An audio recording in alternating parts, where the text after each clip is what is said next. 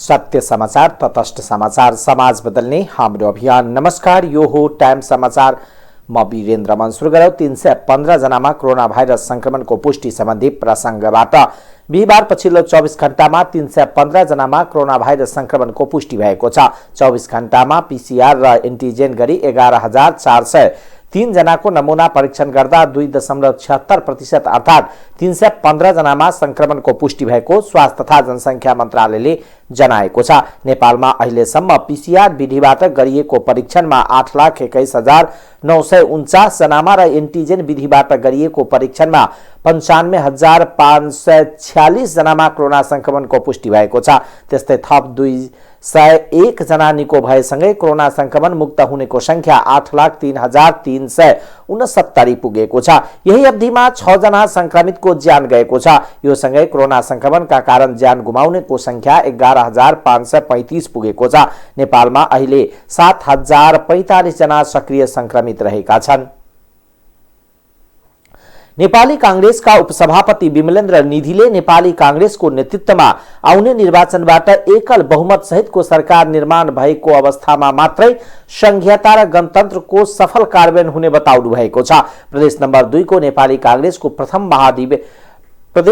नेपाली कांग्रेसको प्रथम महाधिवेशनको विशिष्ट अतिथिको आसनबाट बोल्दै नेता निधिले नेपाली कांग्रेसको बहुमतमा आएको कारणले गर्दा नै मुलुक अनिर्णयको बन्दी बनेको बताउनुभयो। उहाँले अहिले सरकार कांग्रेसको नेतृत्वमा बने पनि त्यसको आफ्नो केही दायरा रहेको बताउँदै अब आउने दिनमा कांग्रेसलाई एकल बहुमतमा पुर्याउने कार्यमा लाग्न कार्यकर्ताहरूलाई आग्रह गर्नुभयो। उहाँले कांग्रेसले मात्रै मधेसी जनताको अधिकार समेत दिलाउन सक्ने भएको कारणले पालिकादेखि संघीय सरकारसम्म कांग्रेसको नेतृत्वको खाँचो रहेको बताउनुभयो।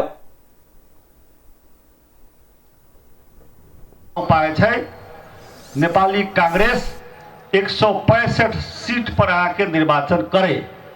नेपाली कांग्रेस 330 सीट पर निर्वाचन उम्मीदवार दे। नेपाली कांग्रेस 753 सीट पर पालिका पर उम्मीदवार दे। नेपाली कांग्रेस 6,743 वार्ड के सीट पर और सदस्य पर उम्मीदवारी दे।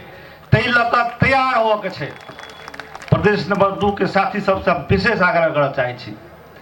सप्तरी में, सिराहा में, धनुषा में, महोत्तरी में, सरलाही में, रोहतहट में, बारा में, परसा में, सब जगह जब गाछी छाप नहीं जीतते, सब जगह तब तक आके कांग्रेस के झंडा नहीं फहरे।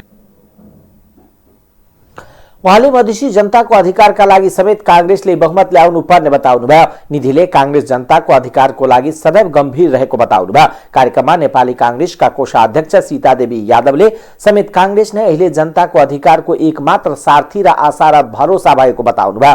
कार्यक्रममा नेपाली कांग्रेसकी नेत्री चित्रलेखा यादव, केन्द्रीय सदस्य महेन्द्र यादव, रामकृष्ण यादव, किरण यादव लगायतका वक्ताले आफ्नो धारणा राख्नु भएको थियो। नेपाली कांग्रेसका नेता प्रफुल्ल घिमिरेले कांग्रेसको प्रदेश 2 को उपसभापतिमा उम्मेदवारी दिने घोषणा गर्नुभएको छ। बिहिबार पत्रकार सम्मेलनको आयोजना गर्दै घिमिरेले उपसभापतिमा उम्मेदवारी दिने घोषणा गरेका हुन्। उनी विमलेन्द्र निधिको समूहबाट उपसभापतिमा उम्मेदवारी दिन लागेका हुन्।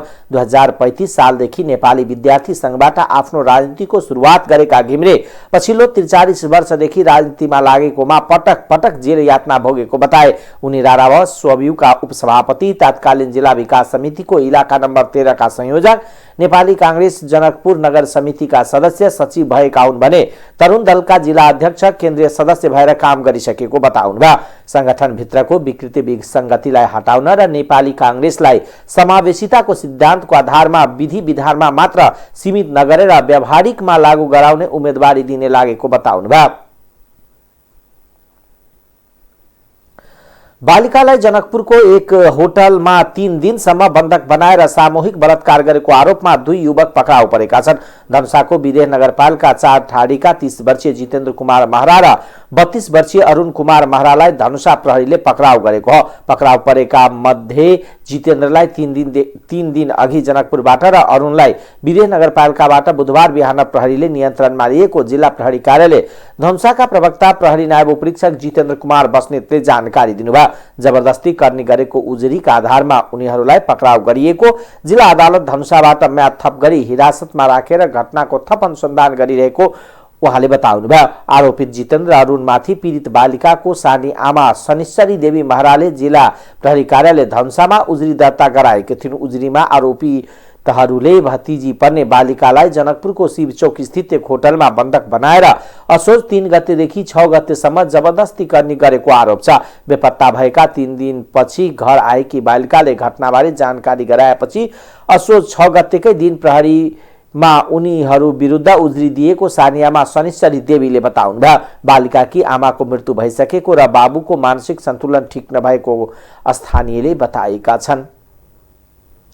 सरकारी निकायमा सबैभन्दा बढी भ्रष्टाचारमा संलग्न हुनेमा उपसचिव र शाखा अधिकृत स्तरका कर्मचारी रहेको पाइएको छ। अख्तियार दुरुपयोग अनुसन्धानको आर्थिक वर्ष 77-78 को वार्षिक प्रतिवेदनको तथ्याङ्गत विश्लेषण गर्दा सबैभन्दा बढी भ्रष्टाचार शाखा अधिकृत र उपसचिव स्तरका कर्मचारीबाट भएको पाइएको हो। अख्तियारले आफ्नो प्रतिवेदनमा भ्रष्टाचारका रूप, रंग र प्रकृतिको चिरफार गर्दै अहिले पनि विभिन्न सरकारी कार्यालयमा सेवा प्रवाहका क्रममा घुसको लेनदेन हुने क्रम रहेको औल्याएको छ। सरकारी आमदानी खर्च, सार्वजनिक सम्पत्ति, सार्वजनिक खरिद निर्माण र सार्वजनिक सेवा प्रवाहको विविध क्षेत्रमा अनेक रूप, रंग, शैलीमा भ्रष्टाचारजन्य कार्य भइरहेको ठहर अख्तियारको छ। अख्तियारको सो प्रतिवेदन अनुसार आर्थिक वर्ष 77-78 मा विभिन्न भ्रष्टाचार आरोपमा मुद्दा दायर गरिएका 443 प्रतिवादी मध्ये उपसचिव र शाखा अधिकृत मात्रै 165 जना छन्, जसमा उपसचिव 108, शाखा अधिकृत 56 जना छन्। यो विश्लेषणले भ्रष्टाचारमा संलग्न हुने सरकारी विभिन्न निकायका कार्यरत उपसचिव अग्रपंक्तिमा देखिएका छन्। प्रधानमन्त्री एवं नेपाली कांग्रेसका सभापति शेरबहादुर देउवाले जननायक बीपी कोइरालाको विचार अनि अन्य अग्रज नेताहरूको योगदानलाई स्मरण गरेर सबैले कांग्रेसलाई सुदृढ र बलियो बनाउन लाग्नुपर्ने बताउनु भएको छ। उहाँले भर्चुअल माध्यमबाट प्रदेशको पहिलो अधिवेशनको बिहिबार उद्घाटन गर्दै सो कुरा बताउनु भएको हो। कांग्रेसको 14औं महाधिवेशन अन्तर्गत बिहिबारदेखि प्रदेशहरूमा पहिलो पटक प्रदेश अधिवेशन सुरु भएको छ। प्रधानमन्त्री देउवाले मलाई विश्वास छ आज हुने प्रदेश अधिवेशनमा तपाईहरूले कांग्रेसलाई थप सशक्त, बलियो बनाउन र जनताको मन जित्ने गरी रणनीति बनाउने विषयमा पनि छलफल गर्नुहुने छ भनेर विश्वास व्यक्त गर्नुभयो। लोकतन्त्र स्थापना र पुनर्स्थापनाका लागि शहादत प्राप्त गर्ने योद्धाहरूमा श्रद्धाञ्जली अर्पण गर्दै उहाँले जननायक बीपी कोइरालाले छाडेर जानुभएको विचार अनि अन्य अग्रज नेताहरूको योगदानलाई स्मरण गरेर अब सबैले कांग्रेसलाई सुदृढ र बलियो बनाउन लाग्नुपर्ने बताउनुभयो। स्थानीय तहको निर्वाचन 1 वर्षभित्र सर्व प्रदेशको निर्वाचनमा जानेछु। त्यसैले पनि अधिवेशन लगत्तै हाम्रो ध्यान चुनावतर्फ हुनुपर्दछ। हाम्रो आन्तरिक चुनावमा हुने जितहार एउटा स्वाभाविक प्रक्रिया हो, लोकतान्त्रिक अभ्यास हो। त्यसैले तपाईहरूले आन्तरिक प्रतिस्पर्धालाई लोकतान्त्रिक अभ्यासको रूपमा लिएर आगामी दिनमा जनताको विश्वास जित्ने गरी चुनावमा केन्द्रित हुनुहुनेछ भन्ने मैले विश्वास लिएको छु। लोकतन्त्र बलियो भयो भने मात्रै मुलुक समृद्ध हुने हो। मुलुकको विकास, समृद्धिको नेतृत्व नेपाली कांग्रेस मात्रै गर्न सक्छ भन्ने विगतको विविध घटनाक्रमले पुष्टि गरिसकेको छ। मलाई विश्वास छ आज हुने प्रदेश महाधिवेशनमा तपाईहरूले नेपाली कांग्रेसलाई थप सशक्त बलियो बनाउने र जनताको मन जित्ने गरी रणनीति बनाउने विषयमा पनि छलफल गर्नुहुनेछ। सर्व प्रदेशको निर्वाचन प्रधानमन्त्री देउवाले कांग्रेसले सबै ठूलो परिवर्तनको नेतृत्व गरेको र समृद्धिको पूर्वाधार खडा गरेको उल्लेख गर्दै आगामी महाधिवेशनबाट पार्टीलाई अझ बलियो बनाएर आगामी तीनै तहको निर्वाचनमा पार्टीलाई विजय गराउनुपर्ने सबैको दायित्व भएको बताउनुभयो। सो अवसरमा उहाँले प्रथम प्रदेश अधिवेशनको पूर्ण सफलताको कामना गर्दै सहभागी सबैलाई बधाई तथा शुभकामना दिनुभएको थियो। सत्तारूढ दलका शीर्ष नेताहरूले प्रधान न्यायाधीश चोलेन्द्र शमशेर जबरालाई विदामा बसेर कार्यवाहक प्रधान न्यायाधीश तोक्न सुझाव दिएका छन्।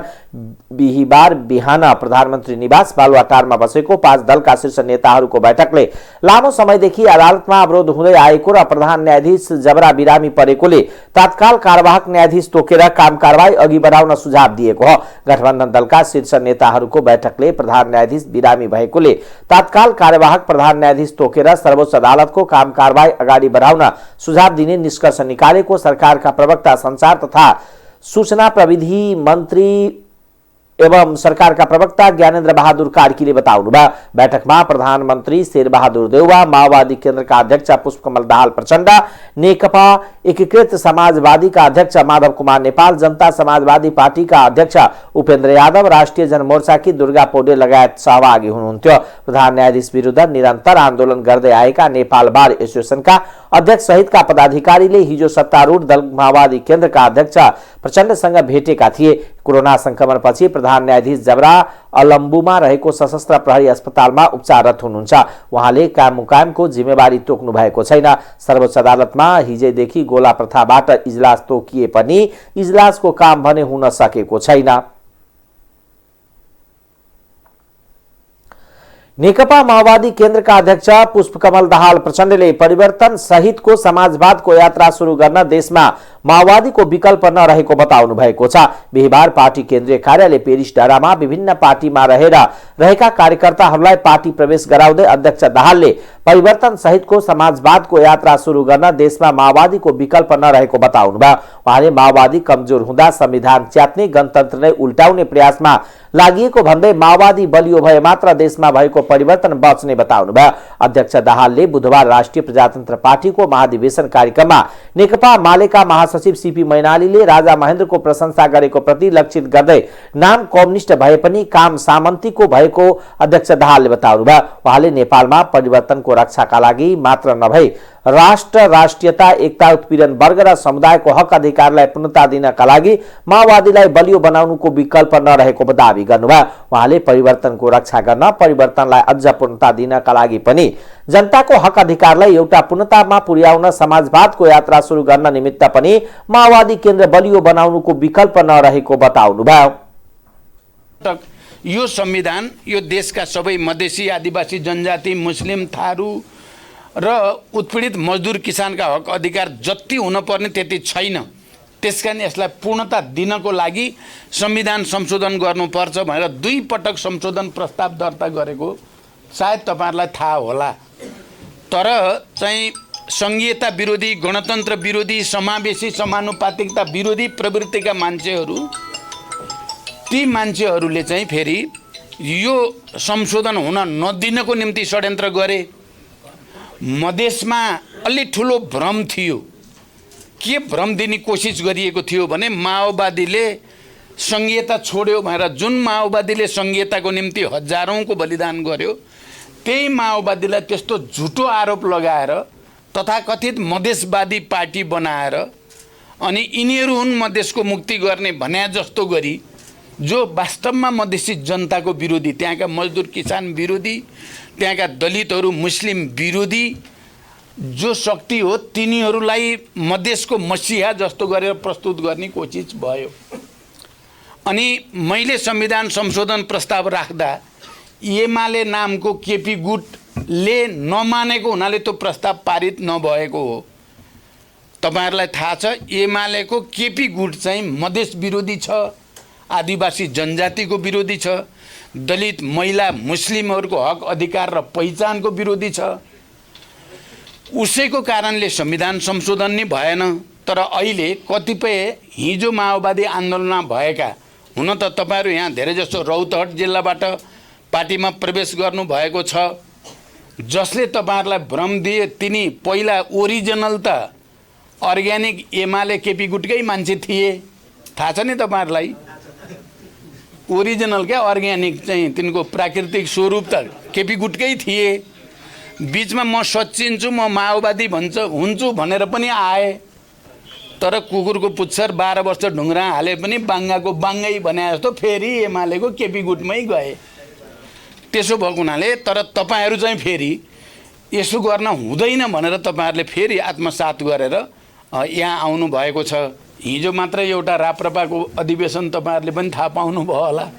एउटा आफूलाई पुरानो कम्युनिस्ट भन्ने मान्छे त पुरै राजाको प्रशंसा गरेर तपाईँहरू मात्रै राप्रपा मात्रै देशभक्त भने जस्तो गरे। मैले उनलाई तिमी त राप्रपाको अध्यक्ष हुने तयारी गरेछौ भने बधाई छ राप्रपाको अध्यक्ष हुन लागेकोमा। यस्ता पनि कम्युनिस्ट छन्, नाम कम्युनिस्ट छ, काम चाहिँ सामन्तीको जस्तो गर्छन्। त्यसकारण माओवादी केन्द्र बलियो बनाउने यो परिवर्तनको रक्षाको लागि मात्रै होइन, यो राष्ट्रकै रक्षाको लागि, राष्ट्रिय एकताको रक्षाको लागि, सबै उत्पीडित वर्ग समुदायको हक अधिकारलाई पूर्णता दिनको निम्ति माओवादीलाई बलियो बनाउनुको कुनै विकल्प नेपालमा छैन। तपाईँ युवा साथीहरू जो आज फेरि एकचोटि माओवादी नै हो भनेर आउनु भएको छ, तपाईँहरूले यसलाई आत्मसात गर्नुभएको देखेर मलाई धेरै खुसी लागेको छ। अन्य कमेन्टहरूलाई पनि म भन्न चाहन्छु, यो हामीहरू कसैको व्यक्तिगत कुरा पनि होइन, यो समूहगत कुरा पनि होइन, यो माओवादीको मात्रै कुरा पनि होइन। माओवादी बलियो भएन भने नेपाली जनता कमजोर हुन्छन्, नेपाल राष्ट्र कमजोर हुन्छ, सम्पूर्ण प्रगतिशील तह तबकाका हक अधिकार खोसिन्छन्। त्यसकारण हामीले यो पार्टीलाई बलियो बनाउनै पर्छ। तपाईहरुलाई थाहा छ, गत सालको प्रतिगमन विरोधी आन्दोलनमा लाखौं जनतालाई हामीले परिचालन गर्यौं र त्यो प्रतिगमनलाई असफल तुल्यायौं। हामीले मुस्लिमहरूलाई अधिकार हुन पर्यो, मधेसी आदिवासी जनजाति थारू सबैलाई पनि समावेशी समानुपातिक अधिकार हुन पर्यो भनेर लडाईं लडेर स्थापित गर्ने हामी अहिले चाहिँ मानौ हामीले भन्दा अरूले गरे हुन् कि जस्तो, हामी चाहिँ ठुलो ठुलो हेरेर बस्या जस्तो ठाउँ ठाउँमा त्यस्तो देखियो। त्यसो गर्न हुँदैन। त्यहाँदेखि पार्टी केन्द्रले के गर्यो, महिलालाई 35% अहिले अब वडा सम्मेलनबाट महिला 35% हामी राख्न सुरु गरिसक्यौं। विधानमा त्यो व्यवस्था गरिसक्यौं। दलित मुस्लिमहरूको लागि र चाहिँ समानुपातिक समानुपातिक सबै आदिवासी जनजाति सबैको लागि पनि हामीले त्यो व्यवस्था गरिसक्यौं व्यवहारमा, र दरोसँग त्यसलाई लागू गर्नु छ। तपाईहरु सबैले पनि आफ्नो ठाउँबाट हामीले त्यो समावेशी समानुपातिक मान्यतालाई व्यावहारिक रूप दिने मुख्य जिम्मेवारी हाम्रो हो। हाम्रै कारणले विभिन्न तहको सरकारमा दलित, महिला, मुस्लिम अथवा विभिन्न समावेशी समानुपातिक प्रतिनिधित्व हुन सकेको हो भन्ने कुरा पनि दरोसँग तपाईहरुले भन्न पर्यो। उहाँले मानिसहरूलाई कहिलेकाहीँ भ्रम पर्छ, अरूले पनि गर्छन् कि भने जस्तो हिजो गणतन्त्रका विरुद्ध लागे ती अहिले नै गणतन्त्र विरोधी नै छन्, जो हिजो संहिताको विरुद्ध लागे त्यो अहिले पनि संहिताका विरुद्ध नै छन्। महिलाहरूलाई धेरै अधिकार दिनुहुन्न भन्नेहरू अहिले पनि त्यही छन्, दलितहरूलाई धेरै अधिकार दिनुहुन्न भन्नेहरू अहिले पनि त्यही छन्। यो सबै चीज माओवादी आन्दोलनको परिणाम भएको उहाँले माओवादी बलियो हुँदा यी सबै परिवर्तन र उपलब्धि बाँच्छन् पनि, तिनको रक्षा पनि हुन्छ र थप उपलब्धिको निमित्त अघि जान सकिने समेत उहाँले बताउनुभयो। राष्ट्रिय प्रजातन्त्र पार्टी राप्रपाको महाधिवेशनमा अध्यक्ष पदका लागि उम्मेदवारीको शुल्क 1 लाख रुपियाँ तोकिएको छ। राप्रपा विधान मस्यौदा तथा निर्वाचन समितिका सदस्य राजु बस्नेतका अनुसार उपाध्यक्षका लागि 75,000, महामन्त्रीका लागि 50,000, केन्द्रीय सदस्य पदका लागि 15,000 रुपियाँ मनोनयन शुल्क दर्ता निर्धारण गरिएको छ। यसैगरी राप्रपा महाधिवेशनको अध्यक्ष पदका उम्मेदवारको मतदान प्रक्रिया मतपत्र मार्फत हुने भए पनि पदाधिकारी र सदस्यहरूको भने विद्युतीय मेसिनबाट हुने बस्नेतले बताउनुभयो। काठमाडौँको भ्रिकुटी मण्डपमा बुधबारदेखि जारी राप्रपा महाधिवेशनमा अहिले मतदान नामावली छनौट एवं अद्यावधिक गर्ने काम भइरहेको समितिले जनाएको छ। पार्टी सचिवालयले अन्तिम मतदाता नामावली समितिलाई दिएपछि प्रकाशन गरिने र अन्य निर्वाचनका कार्यतालिकाहरू अगाडि बढाउने निर्वाचनले समितिले जनाएको छ। नेकपा एमालेका नवनिर्वाचित उपाध्यक्ष युवराज गेवालीले आफ्नो पार्टी प्रति नागरिकको आकर्षण निरन्तर बढ्दो रहेको दावी गर्नुभएको छ। उपाध्यक्ष गेवालीले 10औं राष्ट्रिय महाधिवेशन भव्य रूपमा सम्पन्न भएको पनि बताउनुभयो। बिहिबार काठमाडौँमा भएको एक कार्यक्रममा बोल्दै उहाँले आउँदो चुनावपछि एमाले नै पहिलो दल बन्ने र बहुमत ल्याउने दावी गर्नुभयो। उपाध्यक्ष गेवालीले नेपालको इतिहासमा यति धेरै जनसहभागिता कुनै पनि पार्टीको कार्यक्रम नभएको दावी गर्नुभयो। मैले सबै दलका महाधिवेशन अधिवेशन आमसभा हेरेको छु। यसपटक हाम्रो महाधिवेशनमा 5 लाख नागरिक सहभागी गराउने योजना थियो, तर त्योभन्दा पनि धेरै नागरिकको उपस्थितिमा हाम्रो कार्यक्रम सम्पन्न भएको उहाँले बताउनुभयो। एमाले प्रति नागरिकको निरन्तर आकर्षण बढ्दो रहेको समेत दावी गर्नुभयो। नेकपा एमाले प्रति जनताको आकर्षण घट्दो होइन, निरन्तर बढ्दो अवस्थामा छ। हामीले एकीकृत पार्टी भएको बेलामा पनि ठुल्ठुला कार्यक्रमहरू गरेका छौँ, तर त्यति ठुलो जनताको सहभागिता थिएन। त्यसो भएको हुनाले पहिलो कुरा जनसहभागिताको हिसाबले यो ऐतिहासिक भयो। इतिहास नै सबभन्दा ठुलो आमसभा कुनै एउटा पार्टीले आयोजना गरेको यो एउटा अत्यन्त महत्त्वपूर्ण यसको सङ्केत हो कि नेपालको राजनीतिमा नेकपा एमाले अहिले पनि संसदमा सबभन्दा ठुलो पार्टी छ र आउने दिनमा पनि यो सबभन्दा ठुलो पार्टीको रूपमा बहुमत ल्याउने पार्टीको रूपमा यो स्थापित छ भन्ने कुरा यो अहिलेको महाधिवेशनको जनसहभागिताबाट पुष्टि भएको छ। आउनै पर्ने साथीहरू आउनुभएको छैन, त्यो एउटा कुरा हो। तर हामीले लोकतान्त्रिक अभ्यासमा दुईटा तरिका हुन्छन्, एउटा सहमतिको तरिका, अर्को प्रतिस्पर्धाको तरिका। र हामीले चौथो महाधिवेशनदेखि 10औं महाधिवेशनसम्म म आफै संलग्न छु। 40 साल पञ्चायती काल अवस्थामा बहुदल आउनुभन्दा अगाडि हामीले चौथो महाधिवेशन गरेका थियौँ। म त्यसको केन्द्रीय कमिटीको सदस्यमा निर्वाचित भएको थिएँ। चौथो, 5औं, 6औं, 7औं, 8औं, 9औं, 10औं यी सबै महाधिवेशनमा म निर्वाचित भएको छु र त्यो महाधिवेशनका सम्पूर्ण घटनाक्रममा म सक्रिय छु। र ती सबै महाधिवेशनमा हामी कुनै महाधिवेशन सहमतिमा गरेका छौँ, कुनै महाधिवेशन प्रतिस्पर्धामा गरेका छौँ। तर अहिलेको महाधिवेशनको एउटा नयाँ विशेषता के हो भने अहिलेको महाधिवेशनमा नेतृत्व छनौटमा केही धेरै सङ्ख्या सहमतिमा छनौट भएको छ। केही नेताहरू कार्यकर्ताहरू मतलब नेताहरू नेतृत्व केन्द्रीय कमिटीका सदस्यहरू प्रतिस्पर्धाबाट छनौट हुनुभएको छ। दुईटै तरिका हामीले यो महाधिवेशनमा अपनाएका छौँ। जनसहभागिताको हिसाबले 10औं महाधिवेशन ऐतिहासिक रूपमा सम्पन्न भएको बताउनुभयो। इतिहासमै कुनै एउटा पार्टीले यत्रो जनसमुदायको उपस्थितिमा कार्यक्रम नगरेको दावी गर्नुभयो। अहिले पनि एमाले संसदमा सबैभन्दा ठूलो पार्टी रहेको बताउँदै आउने दिनमा पनि यो पार्टीले बहुमत ल्याउने कुरा स्थापित भइसकेको बताउनुभयो। यो कुरा चितवनको जनसभाले पुष्टि गरेको उहाँले दावी गर्नुभयो। कार्यक्रममा बोल्दै उहाँले फेरि पनि वामपन्थीहरू बीच एकता आवश्यक रहेको बताउनुभयो। अब आर्थिक समाचार।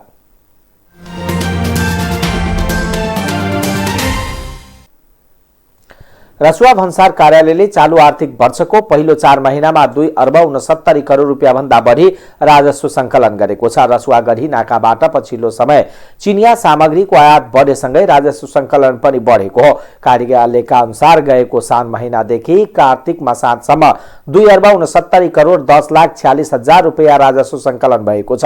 यो वार्षिक लक्ष्यको 39.50% बढी हो। कार्यालयले पहिलो चौमासमा 2 अर्ब 32 करोड 83,02,000 रुपियाँ राजस्व संकलन गर्ने लक्ष्य राखेको थियो। गएको आर्थिक वर्षको पहिलो चौमासमा 1 अर्ब 4 करोड 58,68,000 रुपियाँ मात्र राजस्व संकलन भएको थियो। कार्यालयले यो वर्ष 6 अर्ब 81 करोड 21,98,000 रुपियाँ राजस्व संकलन गर्ने लक्ष्य राखेको छ। पछिल्लो समयमा आयातमा केही वृद्धि भएका कारण राजस्व संकलन बढेको प्रमुख भन्सार अधिकृत राम मैनालीले बताउनुभयो। 2076 माघ यता नाकाबाट आयात निकै कम भएको छ। 2076 माघ 15 गतेदेखि 2077 जेठ तेस्रो हप्तासम्म नाका बन्द गरिएको थियो। अहिले एकतर्फी रूपमा नाका सञ्चालन भइरहेको छ। कोरोना भाइरसका कारण 1.5 वर्षदेखि रसुवागढी नाकाबाट सामग्री आयात घटेपछि राजस्व संकलन प्रभावित बन्दै गएको छ। कार्यालयले आर्थिक वर्ष 72-73 मा 74 करोड 33,26,000, आर्थिक वर्ष 73-74 मा 2 अर्ब 92 करोड 18,02,000, आर्थिक वर्ष 74-75 मा 4 अर्ब 59 करोड 23,19,000 रुपियाँ राजस्व संकलन गरेको थियो। जस्तै आर्थिक वर्ष 75-76 मा 10 अर्ब 60 करोड 24,19,000, आर्थिक वर्ष 76-77 मा 8 अर्ब 27,77,000 र आर्थिक वर्ष 77-78 मा 3,54,57,93,93,000 रुपियाँ राजस्व सङ्कलन भएको कार्यालयको तथ्याङ्क छ। चीनबाट रेडिमेड, इलेक्ट्रिक, जलविद्युत आयोजनाका सामग्री, टेलिकमका सामग्री र फलफूल आयात हुँदै आएको छ। त्यसैगरी नेपालबाट बाँसको मुढा, काठको टेबल, अमृसो, कुचो लगायतका सामग्री चीनतर्फ निर्यात हुने गरेको छ। तर कोभिड-19 का कारण निर्यात लामो समयदेखि ठप्प छ। 2071 सालदेखि औपचारिक रूपमा सञ्चालनमा आएको रसुवागढी नाका दैनिक 250 भन्दा बढी गाडी आवत जावत गर्ने गरेका छन्। चीनले अन्तर्राष्ट्रिय नाकाको रूपमा घोषणा गरेपछि सीमामा व्यापारी, व्यवसायी र गाडीको चाप बढेको थियो। रसुवागढी नाकाबाट चीनको केरुङ पुग्नका लागि 24 किलोमिटर दूरी पार गर्नुपर्छ। अब अन्तर्राष्ट्रिय समाचार।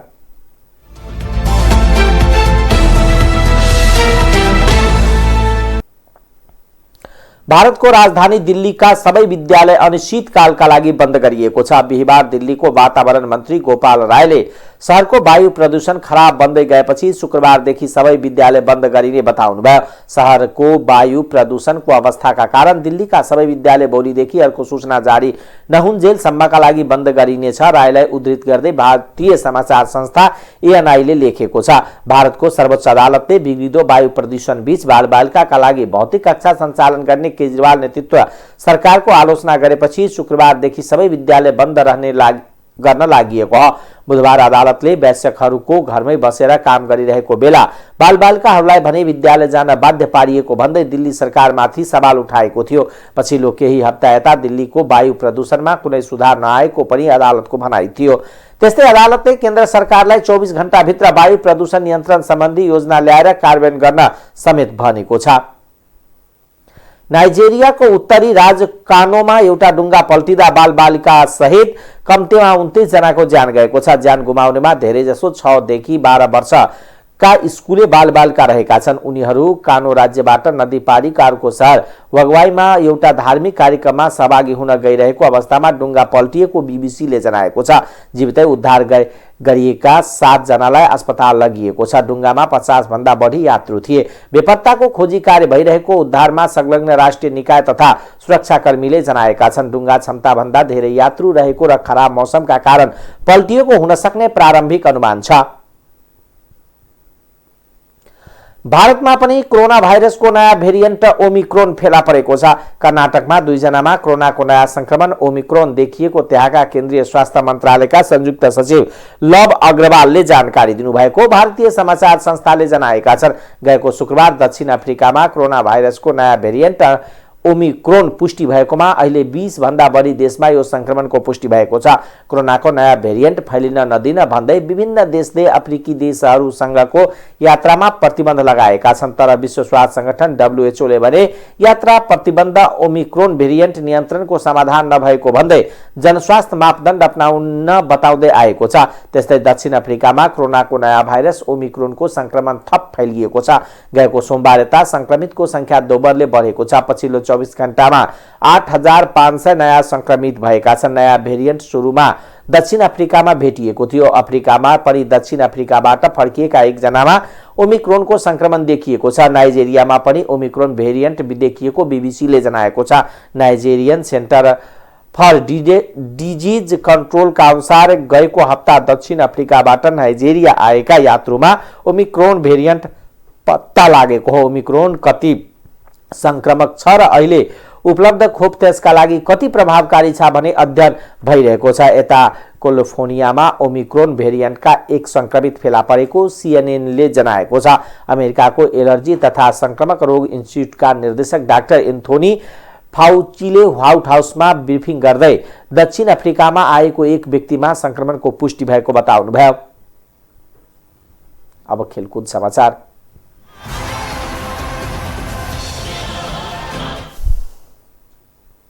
नेपाल हकी संघले हक्की संघको आयोजनामा तथा जिल्ला हक्की संघ मकवानपुरको सह आयोजनामा चौथो साहना प्रधान स्मृति महिला राष्ट्रिय हक्की प्रतियोगिता हुने भएको छ।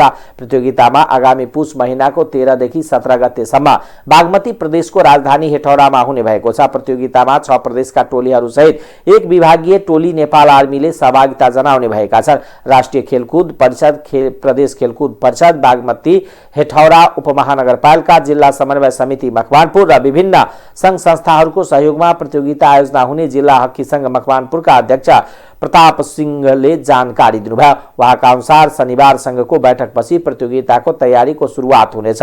स्वर्गीय साहना प्रधानको स्मृति दिवसको अवसर पारेर नेपाल हक्की संघले विगत 3 वर्षदेखि महिला राष्ट्रिय प्रतियोगिता आयोजना गर्दै आएको छ। प्रतियोगिताको पहिलो संस्करण सफलतापूर्वक आयोजना गरेको मकवानपुरले भने पुनः प्रतियोगिता आयोजना गर्ने अवसर पाएको छ। महिला टेनिसको अन्तर्राष्ट्रिय सर्वोच्च निकाय वुमेन्स टेनिस एसोसिएसन WTA ले चीनमा हुने सबै अन्तर्राष्ट्रिय टेनिस प्रतियोगितामाथि प्रतिबन्ध लगाएको छ। चीनका पूर्व उपप्रधानमन्त्री झाङ गाओलीमाथि यौन दुर्व्यवहारको आरोप लागेको पेङ सुआई त्यसै यता सार्वजनिक रूपमा नदेखिएपछि WTA सहित विश्व का चर्चित खेलाडीहरूले उनको जीवन रक्षा र घटनाको छानबिनको माग गर्दै आएका थिए। तर सम्बद्ध निकाय आफ्ना मागप्रति उदासीन रहेको भन्दै प्रतिबन्ध लगाउनु परेको WTA ले जनाएको छ। 35 वर्षीय पेङ्गु सुआई 3 हप्ता यता सार्वजनिक रूपमा नदेखिएको BBC ले जनाएको छ। टाइम्स समाचार अहिलेको लागि यति नै। हेर्दै गर्नुहोला टाइम्स टेलिभिजन। नमस्कार।